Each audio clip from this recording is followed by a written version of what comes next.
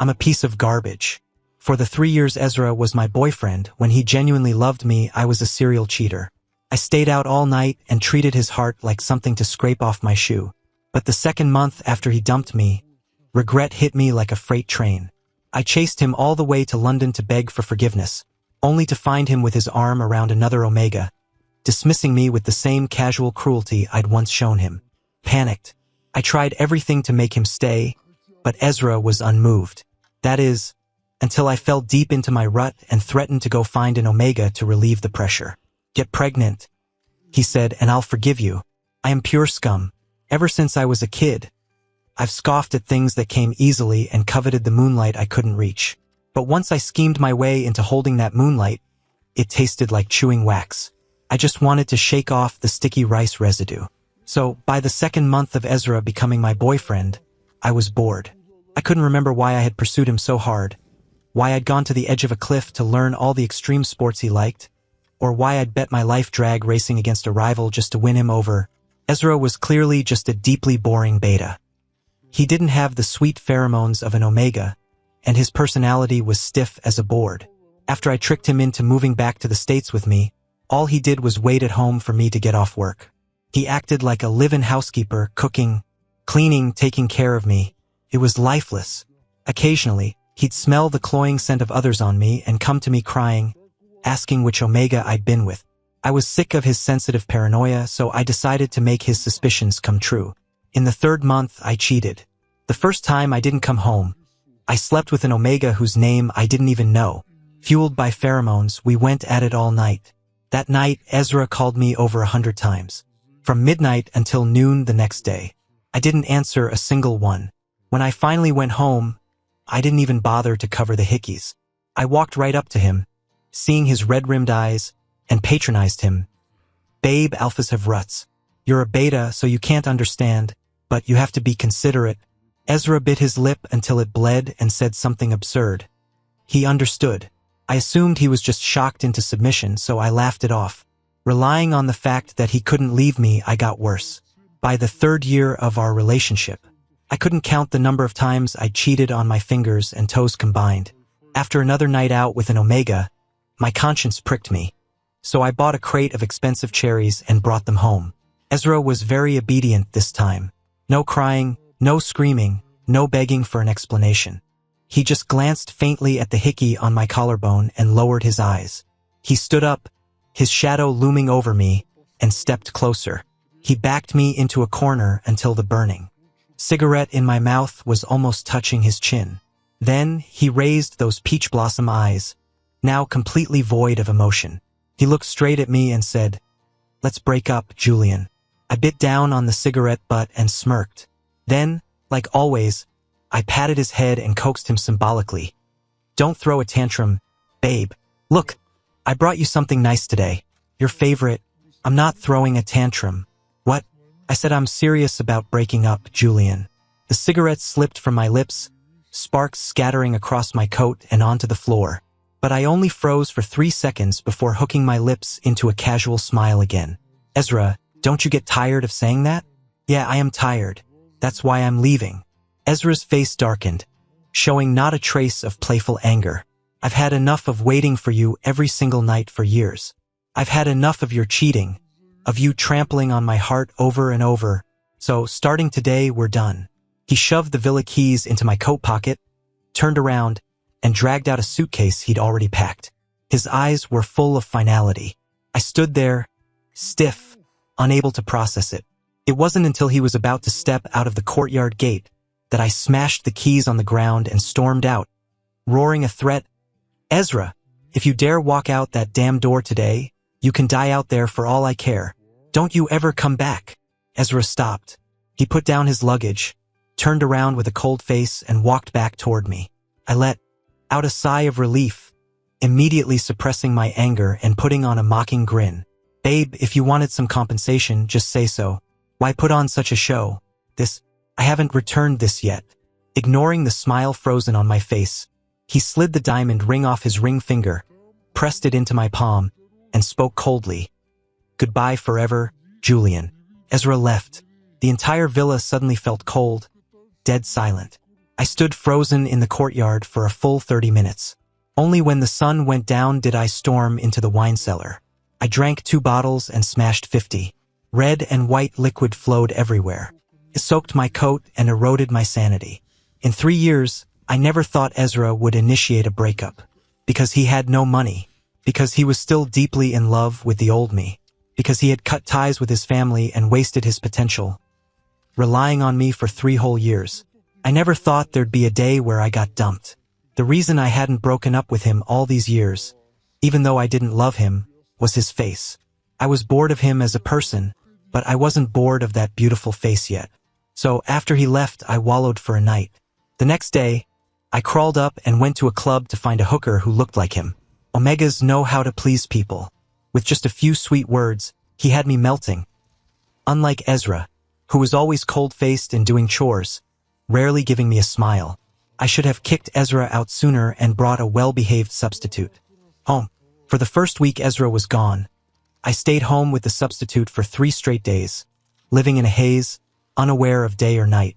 Finally, my assistant, Young, kicked my door in, fished me out of the mess, and forced me to change into a suit for work. He paid off the substitute. I didn't stop him. I let him go. After all, a fake might look like the real thing, but they are worlds apart. This Omega wasn't Ezra. Ezra wouldn't smile so cheaply, so fawningly. Regrettably, I hadn't even had time to see how he performed in bed before I let him go. He was, after all, the white moonlight I had chased for over 6 months to get. At first, I couldn't bear to touch him. Later, I was willing, but every time I saw his muscles, which were more defined than mine, I felt insecure. Insecurity killed my mood to continue. Eventually, I cheated. The soft, fragrant bodies nestling in my arms gave me a greater sense of conquest. Ezra became a decoration in the house. Over the years, he cried and made scenes, but I always remained calm, watching him go crazy like a detached spectator. I didn't feel sorry for him. I didn't rely on him for my ruts, didn't crave his pure love. I just treated him as a perfect housekeeper. So I believed that it wouldn't take long. I would completely forget this person. I messed up the new company project.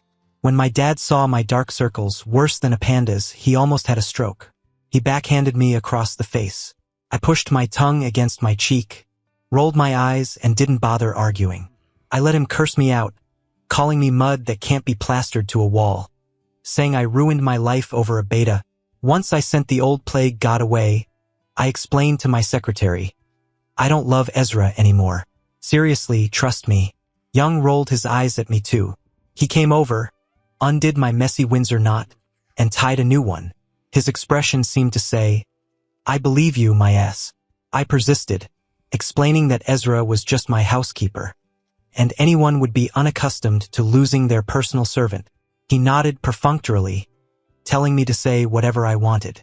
It wasn't until just before leaving work that he handed me a phone number.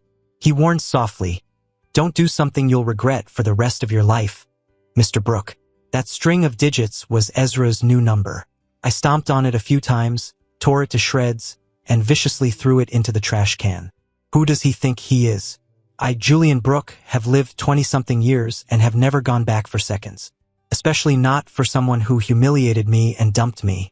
That night after work, I went to a bar to get drunk, hugging an Omega just like always, living it up. But when I returned home in the early morning, the lifeless villa made me freeze in my tracks for a full 2 minutes. Everything in the house was a mess. The cherries I kicked over last month were still scattered in the corner, rotting and shriveled. Lying in the cold, giant bed in the middle of the night, I woke up in pain. Clutching my stomach, I grabbed my phone and subconsciously dialed the number I had memorized at a glance. I only realized what I'd done after the call connected. I had called Ezra. Hello? It was noisy on the other end. I didn't know where the hell he was, but the music was deafening. I bit my lip, hesitating on what to say. Just before he lost patience and hung up, I said, It's me. Ezra fell silent. The pain was making me delirious, so I gave in to the primitive urge in my brain and started playing the victim. Ezra, my stomach hurt so bad. Come see me. We're already broken up, Julian. Cold sweat dripped from my forehead. I gritted my teeth, wanting to continue feigning ignorance to make peace. when I heard a coquettish voice, "Master Johnston? Who are you talking to? Why didn't you tell us there was another Omega? Don't tell me we're about to be caught in bed." The phone slipped from my hand, and I froze. Having spent years in the club scene, how could I not recognize that sound? But I could barely believe my ears. I stood there in shock for a long time before angrily grabbing the phone and screaming, "Ezra, you dare find an Omega behind my back? Do you have a death wish?" I got up and smashed every fragile object in the room, creating a symphony of destruction. Ezra heard me going crazy, but he remained iron-hearted. He was calm. "Julian, even if you died right now, it wouldn't have a dime to do with me."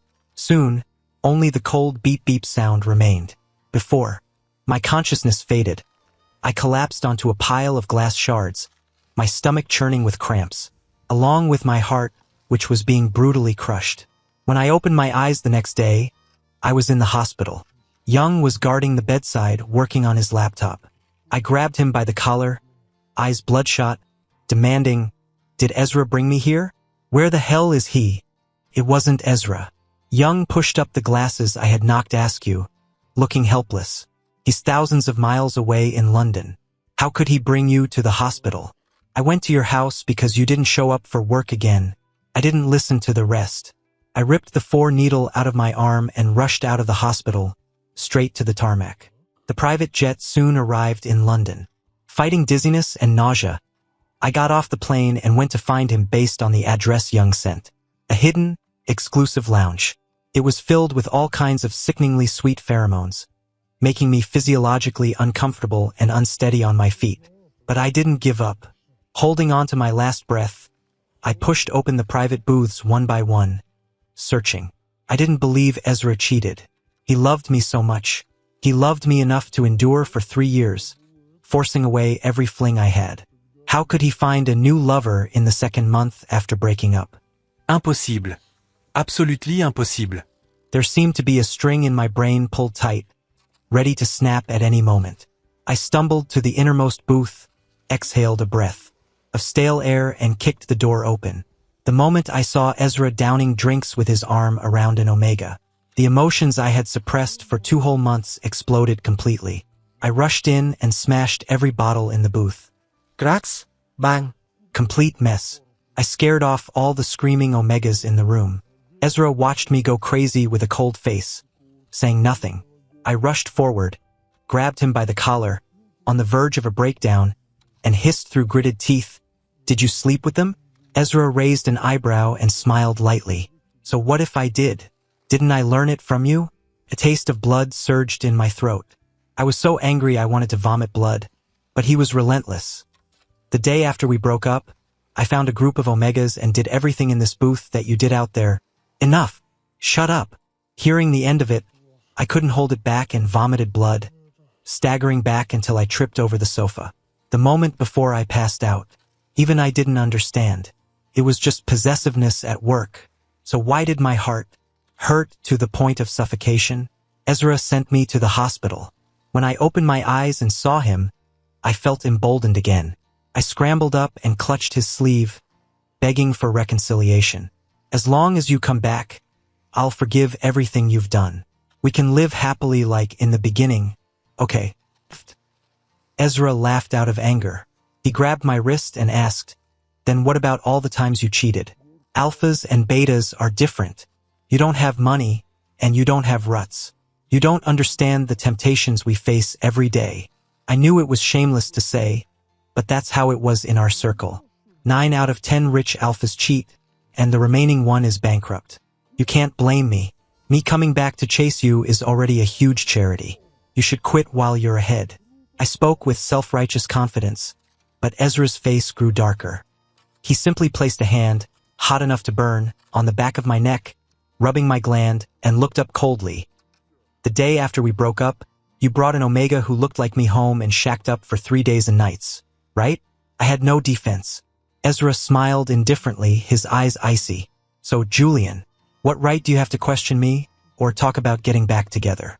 Ezra seemed to have changed.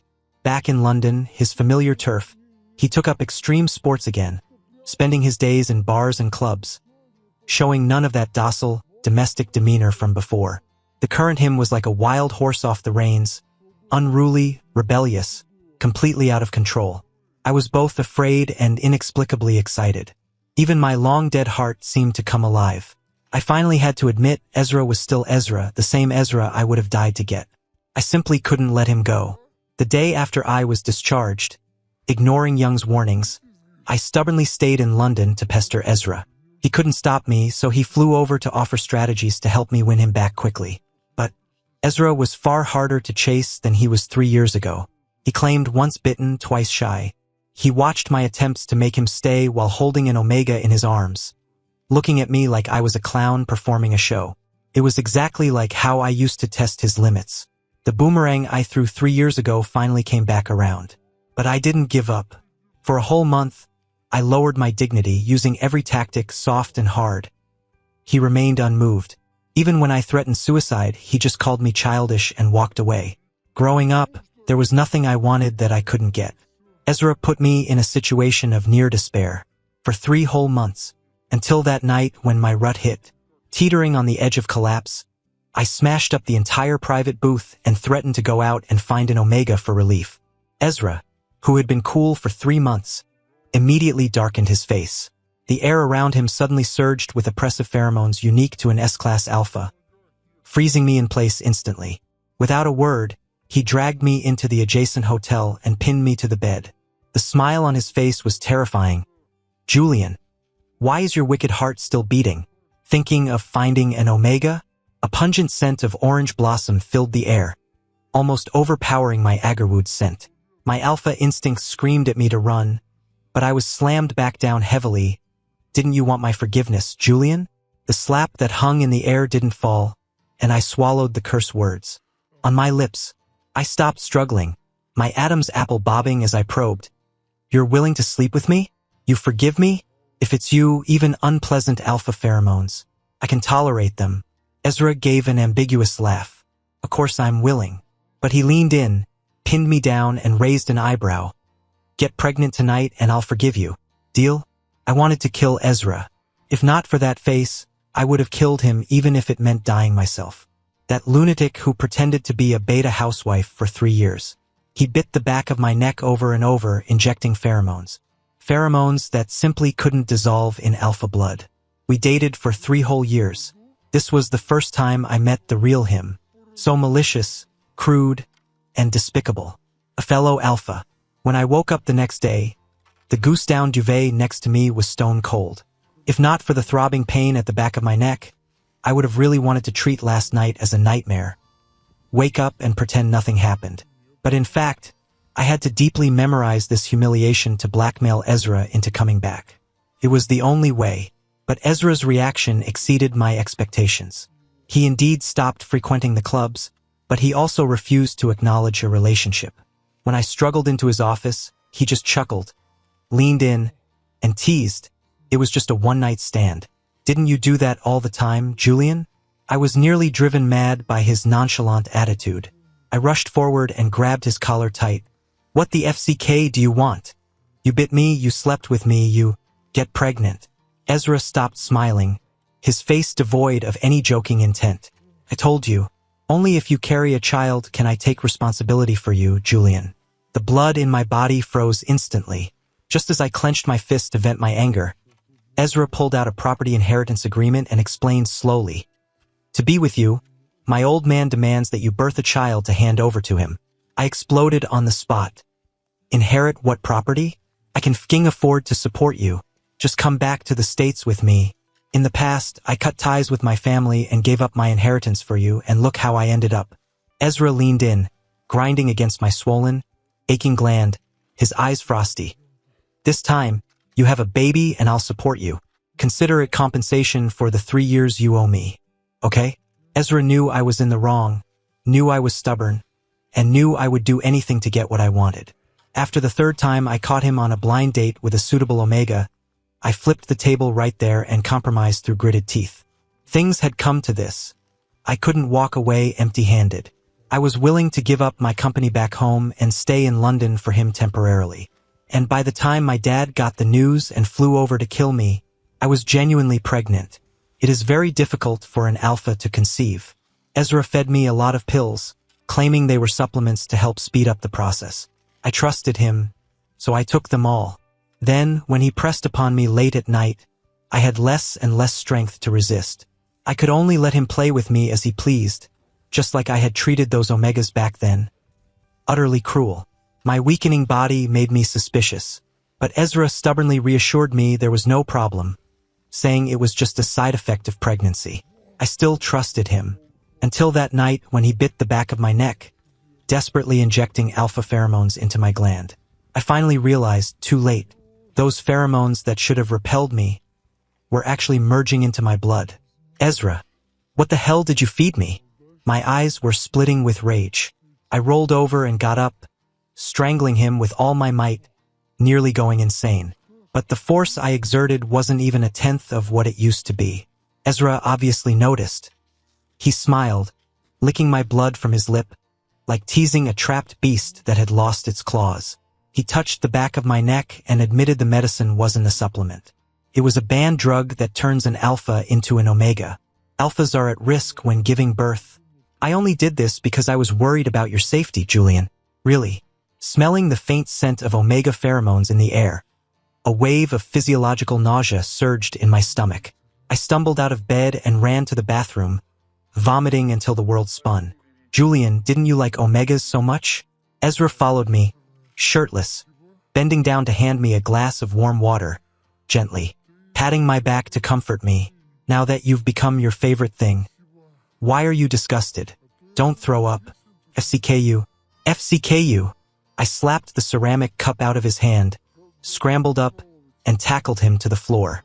Ezra, do you really think I can't bring myself to kill you? I'll kill you right now. I'll FCK your... Kill me? How? Ezra lay pinned in the glass shards but still had the mind to stroke my legs straddling him, smiling teasingly. Planning to let me die on top of you? Or planning to take advantage of my rut and stab me to death when I lose my mind? Leaving the child in your belly fatherless the moment it's born?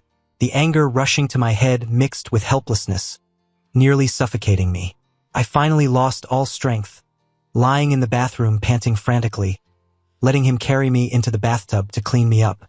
Halfway through the bath, I raised my lifeless eyes and asked, "Are you taking revenge on the old me?" Ezra's dark eyes narrowed, his gaze becoming exploring and playful. How can this be considered revenge? I love you, just like you used to love me. The antidote. I'm begging you. Sorry, babe, you found out too late. His voice was very soft, but like a life-claiming ghost pronouncing a death sentence. Wanting to turn back into an alpha now? Absolutely impossible. Ezra put an inhibitor collar on me. Unterrible, uncuttable, leashed around my neck like a dog collar, under the pretext of protecting me from danger. In reality, it was an invisible chain that tied me completely to this villa. My pride wouldn't allow me to admit I was an omega, to suffer the strange looks from the outside world treating me like a pet. But the child in my belly needed alpha pheromones, forcing me to stay. I tried to seek help from Young, but he calmly stated that I had already cut ties with the Brooke family. My dad has many illegitimate alpha children. He doesn't lack one difficult son like me. Moreover, the current me is not an alpha. I am an omega who would be criticized for being pregnant out of wedlock, a disgrace to a wealthy family. To this day, I finally thoroughly understood Ezra's terror, realized exactly what kind of lunatic I had provoked. He was the true vengeful maniac who would stop at nothing to achieve his goals.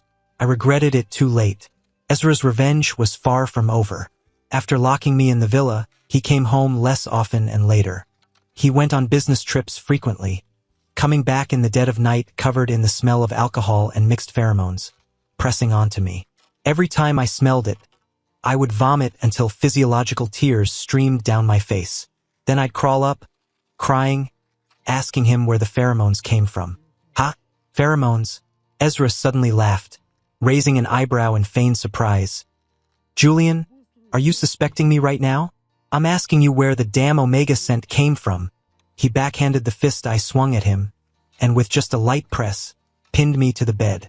The despair of being absolutely suppressed in strength washed over me. I sobbed helplessly, and Ezra raised his hand to smooth out my furrowed brow, whispering comfort. What are you thinking, Julian? How could I be like the old you, cheating and sleeping with random omegas? Mentioning the past. My whole body twitched, and a chill ran down my spine. He continued to stroke me gently. You know, as an alpha, I have to make money to support the family. I have so many social engagements, I have to interact with omegas. Since you're unwilling to accompany me to those banquets to ward them off, you should be understanding, right? I knew what Ezra wanted. Those banquets were full of people I used to know. Yet he wanted me, pregnant and wearing an omega collar, to declare his sovereignty, turning me into a laughingstock. A month ago, I refused to go, dead or alive. If he dared mention it, I'd fight him to the death. I thought if I endured until the child was born, I could regain my freedom.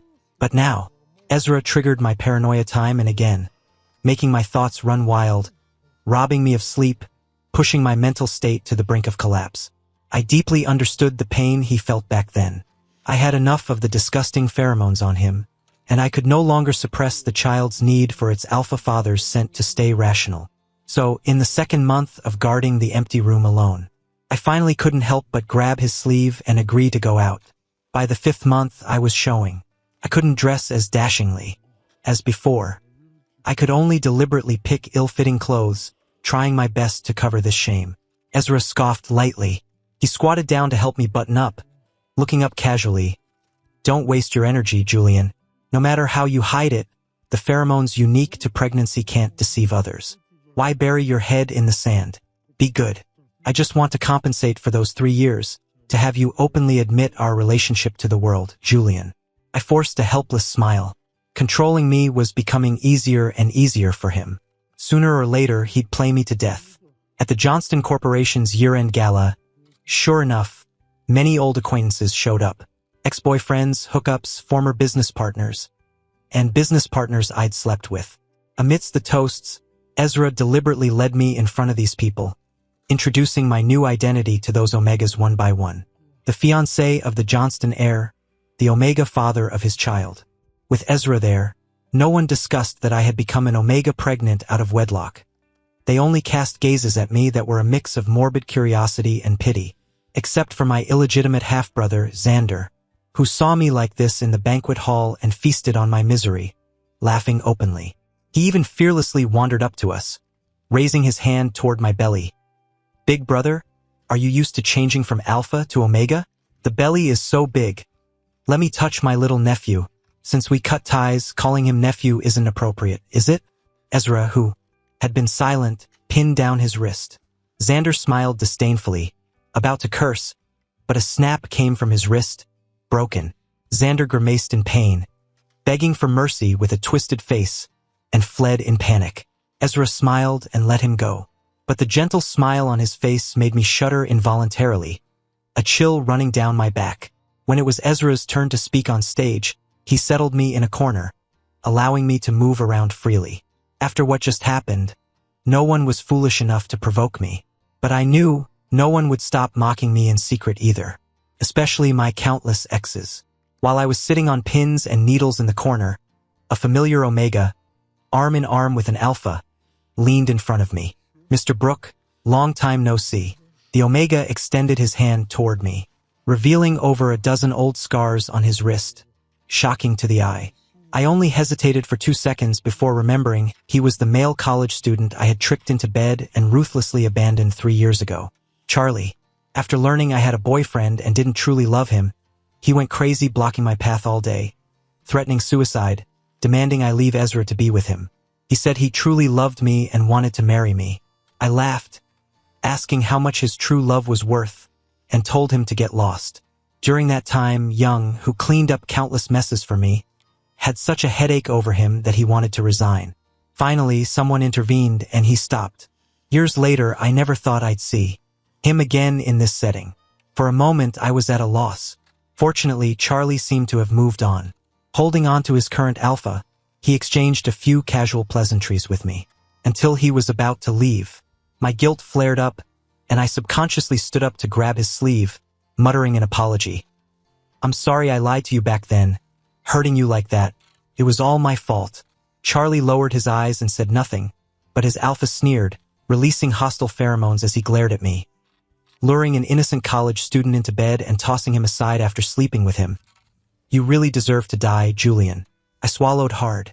I looked up to say something, but froze when I saw the alpha's face. That alpha looked exactly like Charlie's uncle, Vincent Sue, who had gone abroad years ago. I heard he raised Charlie until he was 18, then left without a goodbye. Now appearing here, it was obvious who had made Charlie stop back then. Only this time, before I could speak, Ezra, who had been speaking eloquently on stage, suddenly rushed down and pulled me behind him aggressively. Since returning to London, Ezra had always appeared perfectly composed. I rarely saw him flustered. Tonight was the first time. After a few polite words, he pulled me into the car, his face darkening as he warned. Stay away from that man next time. No matter what happens, do not get close to him. Understand? I didn't think much of Vincent, so I nodded perfunctorily. After that gala, sure. Enough. Ezra didn't smell of messy omega pheromones anymore, and he came home more often. I gradually let go of my suspicions and curbed the unreasonable temper I used to have. I even started trying to accept my new identity as an omega and my pheromones. After all, compared to losing Ezra and suffering from anxiety at home, being an omega didn't mean much to me anymore. In the 9th month of the pregnancy, Ezra didn't go to the office much. He was willing to stay home and help me prepare for the birth, guarding sensitive and suspicious me, even if it was boring. I believed he truly loved me, and life would go on smoothly until the child was born. But accidents arrive sooner than tomorrow. Vincent somehow got my number and texted me a photo of Ezra with a girl on his arm, queuing for a roller coaster. Afraid I wouldn't believe it, he sent a surveillance video from the amusement park. In the video, Ezra and the girl of similar age were chatting and laughing all the way from the entrance, acting intimate. My hands and feet went cold as I glanced at the time in the upper right corner. For months ago, the night Ezra used a business trip as an excuse, leaving me waiting all night, calling him until dawn. My paranoia had reached its peak, bordering on a breakdown. But he didn't answer a single call. Maybe it was revenge, or maybe he also couldn't resist temptation and made a mistake. Now it seemed it was the latter. If it were revenge, he wouldn't need to hide the girl's existence. Projecting the old Ezra onto him, I suddenly found it hard to breathe. I could only hide in the bathroom behind his back and call Vincent, demanding to know who the girl in the video was. Julian getting anxious? He laughed casually on the other end, almost gleefully. She's my cousin, Chloe Sue, Ezra's childhood friend, the one I personally recommended to the Johnston family as a marriage partner. Once you give birth, the Johnston family will erase your existence and publicly acknowledge her as the child's mother and Ezra's fiancée. I knew Vincent was doing this for revenge, to give me no peace, to vent anger for Charlie back then. But when he offered to let me meet Chloe, I agreed without hesitation. Even Ezra's warning to stay away from him now became evidence that he was afraid I'd discover the truth. I couldn't stand it. My heart hurt to the point of suffocation, burned by anger. I was becoming more and more like the old Ezra, desperate to keep the other person, losing my dignity, becoming hysterical. Before leaving for the appointment that day, I interrupted Ezra, who was working from home, and asked with feigned lightness, like a joke, "Do you really still love me? Ezra, have you just gotten used to my existence, treating me like an old decoration, a handy tool that you can't bear to throw away, just like the old me?" He thought my paranoia was acting up again and answered perfunctorily without lifting his head. "Stop overthinking. Babe, how could I not love you? Of course I love you. This might be the last time I ask him." But he still didn't give a serious answer. Vincent really brought Chloe to see me. She looked like a perfect match for Ezra. A talented man and a beautiful woman. I just felt annoyed. I simply asked, "Do you know I've been with Ezra for 4 years, and the child in my belly is his?" Chloe nodded lightly, saying Ezra's parents didn't agree with our relationship. She laughed, then mocked. "A child born from an alpha? Who knows if it will be deformed? They want Ezra to marry me and have children. As for you, it's a wealthy family, we don't mind him playing around outside, sleeping with whoever. Help me leave, and I'll step aside for you." I glanced at Vincent not far away and lowered my voice. "He's famous in the medical field. He must have the drug to turn me back into an alpha, right? As long as you give me the drug and help me leave, I'll take the child and go, never to disturb you again." Chloe paused, raising an eyebrow suspiciously. Why should I believe you? Because your pheromones tell me you actually mind Ezra cheating very much. Omegas are always sensitive to the pheromones of their own kind. From the first moment I saw her, I sensed hatred in her scent. She wasn't as indifferent as she appeared. Chloe was silent for a long time. Finally, she hooked her lips into a smile and said, "Okay, I agree to help you leave Ezra. On the night I left, I put sleeping pills in Ezra's food and watched him eat it. Once he fell asleep, I packed my things and struggled to walk out. Before leaving, I whispered I'm sorry to Ezra. Sorry that those 3 years I failed him were so terrible. To make up for the past, I had been trying hard to change, trying to become what he liked. But I could absolutely never achieve his level of endurance, losing my bottom line." Chloe's meeting point was at the pier. She brought a box of artificial pheromones to handle the pregnancy, which also contained the antidote to turn me back. After thanking her, I boarded the boat. But before I could even sit steady holding the medicine, a group of bodyguards in black with knives suddenly rushed out, blocking all escape routes. People on the boat started screaming, running around trying to escape, but it was futile. They were controlled in place. Once the clamoring crowd quieted down, Vincent appeared, followed by a terrified Chloe. He toyed with a handgun, sneering at me. "Idiot! Did you really think I wouldn't discover your plot and let you get away so easily? I originally intended to trick you into giving birth before killing you. But since you insist on courting death and going to hell early, then die now." Vincent wasted no more words. He quickly cocked the gun, gripped it tight, aimed at my head, and pulled the trigger. Julian. Blood suddenly exploded before my eyes. Warm liquid trickled down my forehead, blurring my vision and plunging me into an icy abyss. That night, Vincent was arrested for attempted murder and possession of a firearm. But the person who went into the ICU wasn't me. At the critical moment, Ezra rushed over and shielded me. That bullet missed his heart by only a millimeter. He was in critical condition. He lied to me. He hadn't slept at all. He even knew about my plan to escape. Crying as I sent him onto the ambulance, he gripped my hand tightly, questioning weakly. "Now do you believe I really love you? Don't abandon me again, Julian." Later, Chloe told me the arranged marriage they talked about was fake, and the video was just an antique from 7 years ago. She had liked Ezra since junior high but lost to me in college. She wasn't resigned to it, so she tricked Vincent, wanting to send me away early. She wanted to turn the fake marriage drama into reality. My emotions were too unstable that night, and the baby was born prematurely. Fortunately, in the 3rd week of the baby staying in the incubator, Ezra woke up. I held him and cried for a long time, said many sorries, and promised never to leave him again. He smiled palely and said okay. He apologized to me too, saying he deliberately provoked me before, deliberately made me feel guilty. But after experiencing life and death, all past grievances seemed like fleeting clouds.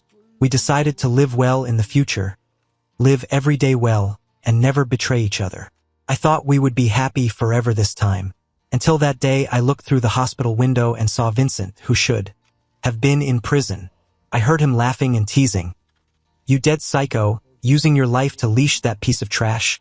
Was it necessary? I really don't get what's worth it." Ezra glanced at him, toying with the safety charm I had prayed for, and smiled casually. "Of course it's worth it." Epilogue. Ezra's perspective. I knew Julian earlier than he imagined. Before he took a liking to my face and passionately pursued me, I had already set my sights on him. He was too dazzling, elegant, and luxurious, too arrogant, like a Maine Coon cat forever standing in the light looking down on all living things. I hated that kind of thing.